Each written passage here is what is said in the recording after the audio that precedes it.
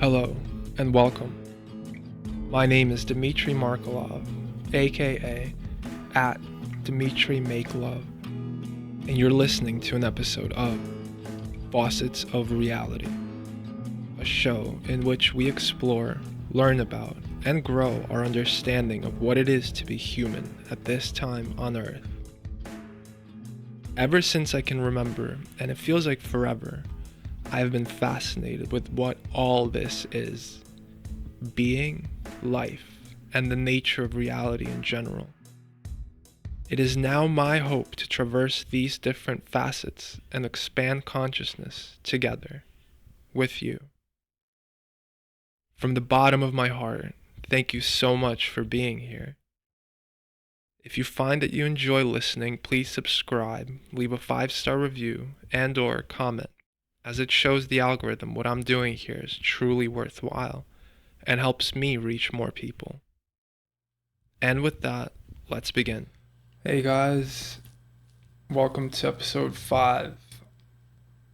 This one's called Theory of Mind. And in this episode, I will propose my theory of mind. I will be answering one question: what is mind? Make sure to stay till the end for this one. Okay, so I'd like to start with talking about someone named Ernest Holmes. And he wrote a seminal book called The Science of Mind, all the way back in 1926. Now, I really like this book. It had a tremendous effect on me. It came to me pretty early in my life, and again, it was very inspirational. So a few quotes from it are, this is one quote, is life is a mirror and will reflect back to the thinker what he thinks into it. Another one is, where the mind goes, energy flows.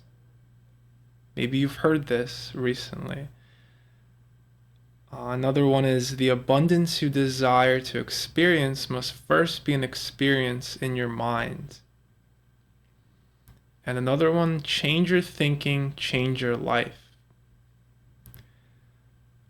I feel like he was one of the first modern people to say these things, and I believe it affected a whole range of thinkers and authors.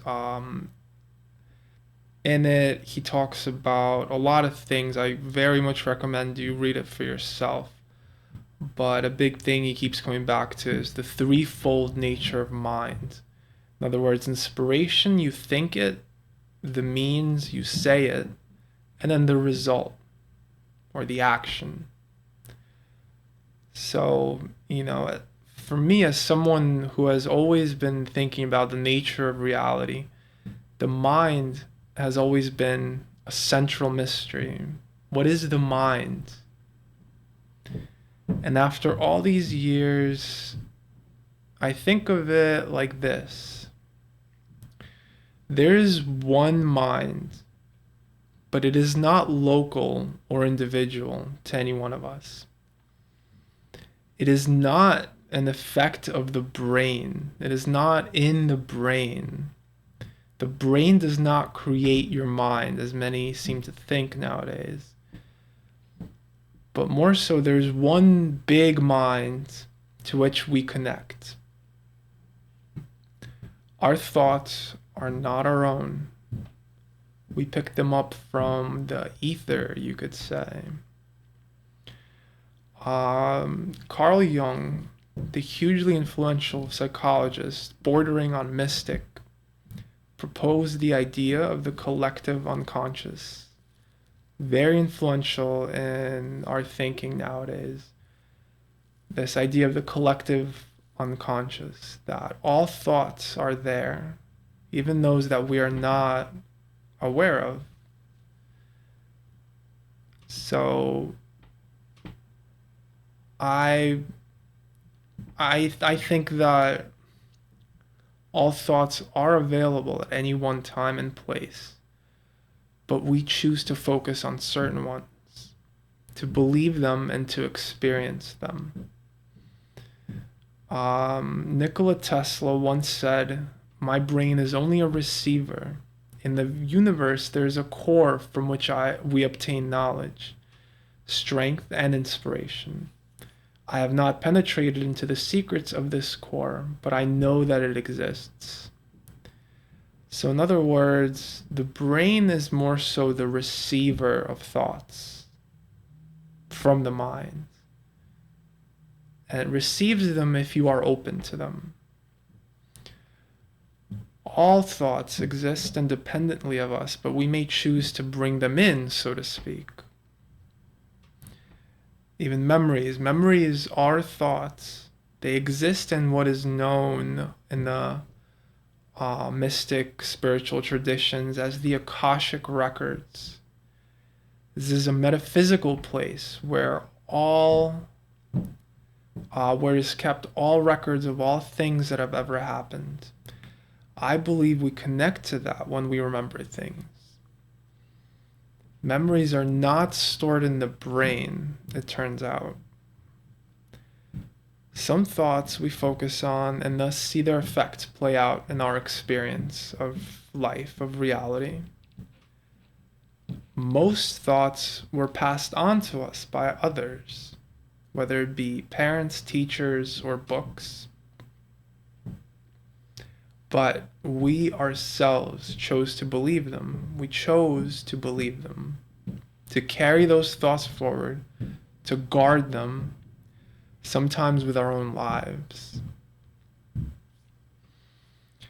A favorite quote of mine of Bob Marley is, "Emancipate yourselves from mental slavery. None but ourselves can free our own minds."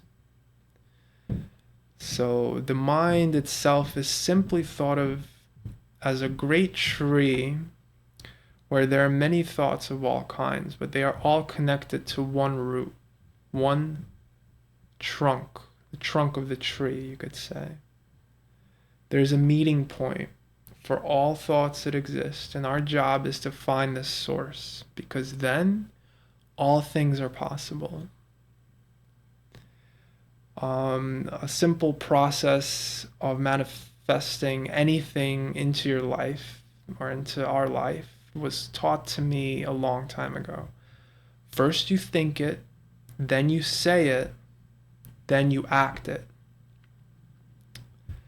So first you imagine what you want, then you must speak it, you must talk about it, and then you will experience it. At its core, all of reality seems to be rooted in sound. Thoughts are subtle sound waves that our brain picks up. So you can hear them and you can speak them. You can receive them and you can output them. That voice inside your head that you're always thinking, that is you. From a higher plane, you could say, from the great minds.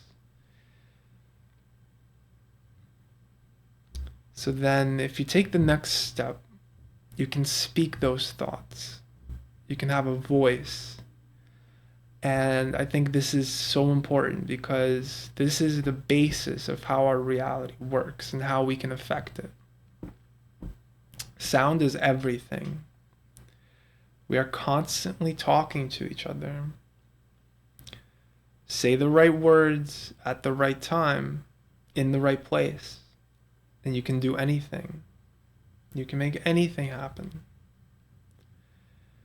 Even in the Bible, in the very beginning of Genesis, was the Word. And it said that the Word was God and God was with the Word. So God spoke a word, and this created the whole universe. Everything has a word. Everything has a name. You look around and all the things, they all have a name to them. There's a way to connect. Words and speaking is also one of the basic differences between us and animals, between humans and animals, is that we put a lot of emphasis on making these small mouth noises, as Terence McKenna would say. We speak, we talk to each other, we create a dialogue, sometimes a monologue.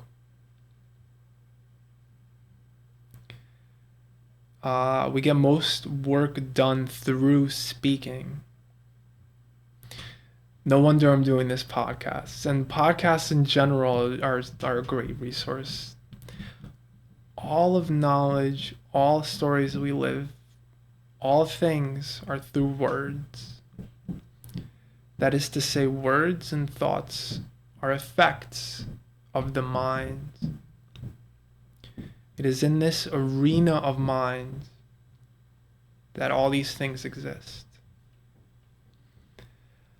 Scientifically speaking, my theory is that the mind is really an electromagnetic field in which creation happens instantaneously on a quantum level.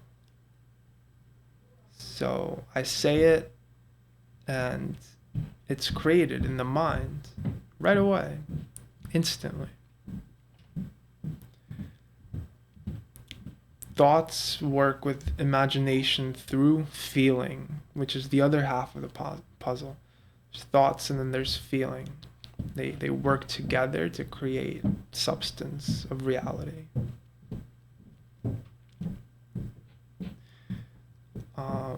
And just a quick pause. I do want to say sorry for all the footsteps. I have some neighbors who really like to walk, apparently. Okay, so back to Ernest Holmes.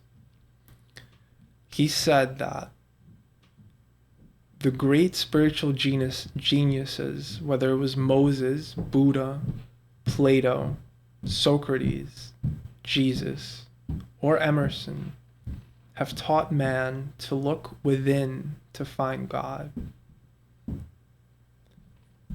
Another quote by Ernest Holmes is, "There is one power in the universe, and we can all use it." I say it is right here and right now. And finally, I think I'm gonna keep this one short,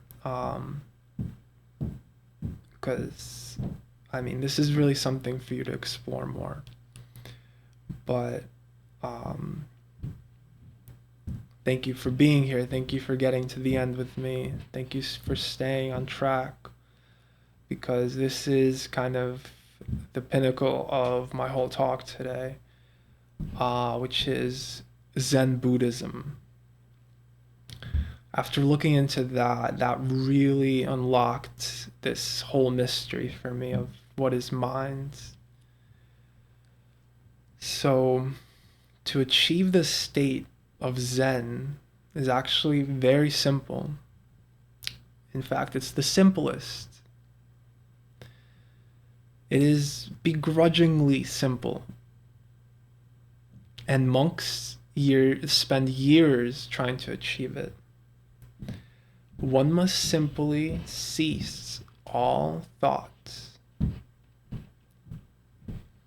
The answer to all problems is stop thinking.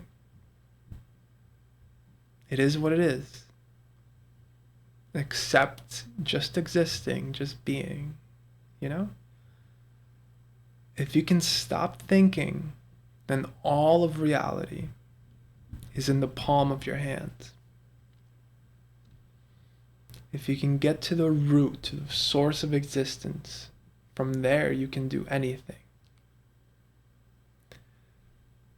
So it's removing distractions and just sitting silently in solitude, observing your thoughts, letting them pass, and through it you find what is known as enlightenment. Thoughts cloud our experience, but there is a great sky beyond it. Remember. So try it. It's the most powerful meditation. It does take a little effort at first, but once you learn to flex this muscle, to just stop thinking at any moment in your life, you will achieve true mastery of being. Thank you. See you next time. Hey, you made it to the end. You get a gold star. Seriously, thank you so much. You are supporting what I am doing here just by listening, and I appreciate that a whole lot. Remember to subscribe, and if for any reason you wish to reach out, I am on Instagram at Dimitri Make Love. That's DimitryMakelove.